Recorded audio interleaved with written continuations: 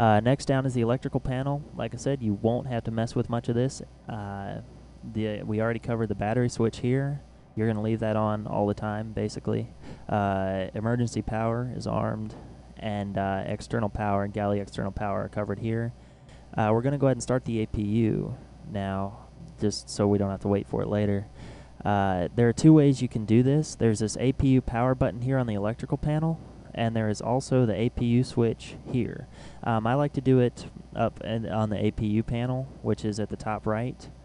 You just hit the start-stop button because that way, if you turn it on with this button here, it'll also turn it off when you disconnect APU power, and you might not want it to do that. Next down is air. The air system in the PMDG MD-11 comes from, well, in the MD-11, not just the PMDG version. But basically, you get air from the 3 engines and the APU, and that air is used for de-icing, for air conditioning, cabin pressurization, and also to start engines. You need bleed air to start the engines. It is possible to use air from the ground, like I mentioned in the last tutorial, but you don't usually do that because it's expensive. You use APU air unless something's wrong. And there's the APU bleed switch right here, which is one of the ones that we'll turn that on as soon as we have as soon as the APU is done spooling up. And that's how we're going to start our engines. You can set your passenger load over here. Just right click to increase, down left click. I never mess with it because it doesn't mean anything. And the fuel system is another one you'll never have to mess with. It does give you readouts for each of your fuel tanks right here. And not really worth covering in this guide because the auto system takes care of it pretty well. Let's see, we just covered the APU right here. The APU generator you'll never have to touch. Next down is the yaw dampers and LSAS. I forget what that acronym stands for, but it's longitudinal stability something. Assistance system maybe. But basically what it does is it's kind of like an auto trim. It reduces pilot workload by you basically point the nose where you want it and it'll keep it there. It makes life a little bit easier. The other two are the yaw dampers, and that is controls your yaw. It helps out, obviously. It's basically so you don't have to worry about rudder too much as you're making your turns. It helps you make coordinated turns. You will probably never have to mess with this panel, except I've noticed when flying at high time compressions, for one thing, autoflight doesn't like time compression, so don't try to, you almost have to fly that by hand, which is kind of fun in its own way. But you also want to turn off the yaw dampers and LSAS because it seems to oscillate pretty wicked, but that's the only time you'll ever need to do that. Next down is cabin pressurization. It's pretty automatic, but when you load the cold and dark panel state, this is set to manual, so you want to switch that over to auto, and it'll take care of itself from here. Anti-ice, pretty self-explanatory. That's fed by bleed air from the engines, like I said before. If it's icy out, if it's cold out, and there's moisture present, use it. Next down is windshield. Well, the windshield, anti-ice, and defog. Those are pretty well always on. You don't ever have to mess with them. And we're back to windshield wipers. So that pretty well covers the overhead panel. And hey, look, APU power is available. So we're going to go ahead and start getting ready for takeoff.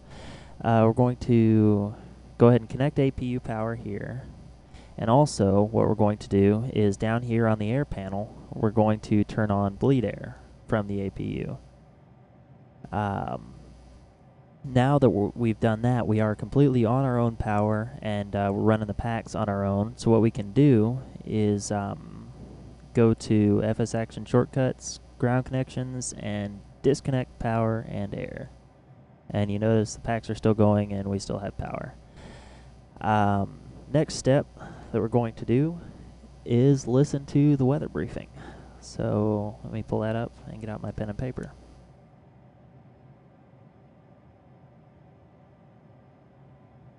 Come on.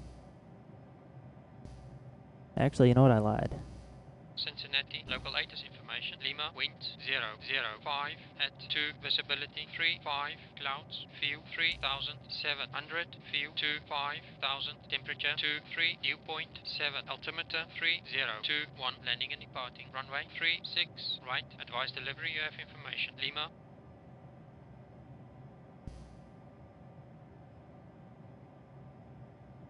Okay, I changed the radio channel there, so hopefully it should not repeat that at me. Now, the important things there are the winds that we picked up was 005 at 2. The outer temperature is 23, that is in Celsius, so you know. 30.21, that is our altimeter setting, which we need to go over here and set. It's already at 3022. I'll pull this up. You can see 30.22 is what we have set here, and if you look on the FCP here, this baro set knob right here, you rotate that and says it's till it says, oh, it reset itself. Hold up. 3021 is what we want. We're landing and departing 36 right, so we need to plug that in right now. So flight plan, we have 18 right plugged in from the last one. We're going to change that to 36 right, which is done here. 36 right, insert. I've already covered the FMC in the last tutorial, so I'm not going to go into too much depth here. I'm going to leave this discontinuity in here because for reasons explained in the last one, it's kind of just easier. It doesn't make much difference, but because they're probably going to tell us to maintain runway heading, and then they'll clear us directly to our first waypoint, Foxtrot, Oscar, and it's easy. It just looks prettier and it's easier to do with the discontinuity in there, but it does not make a difference, so don't worry if you've already got it set up without it. Let's see, other things we want to do is turn our heading bug. Now, I have an airport diagram in front of me which tells me that 36 right's true heading is 005 degrees, so we're going to turn our heading bug over to 5 degrees, just in anticipation of what they're going to tell us.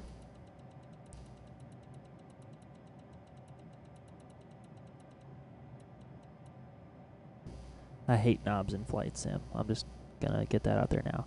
Another thing we need to do is go to takeoff and input our informations. Our winds are 005 at 2. That means they're going 2 knots out of the north. So the slope is 0 and the wind is going to be 2 knots because we're taking off to the north. You don't have to be precise with this. It's just a guess. Let's see.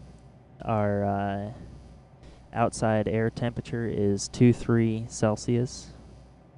I know I went through this in the last guide, but we're doing it again. Also, I changed my mind. 15.0 is not the best way to go. I'm going to use 22.0 degrees of flaps. And they want us to check and confirm V-speeds, which I will talk about those on the takeoff roll. And also remember to go over here and set 22.0 in your dial-a-flap wheel.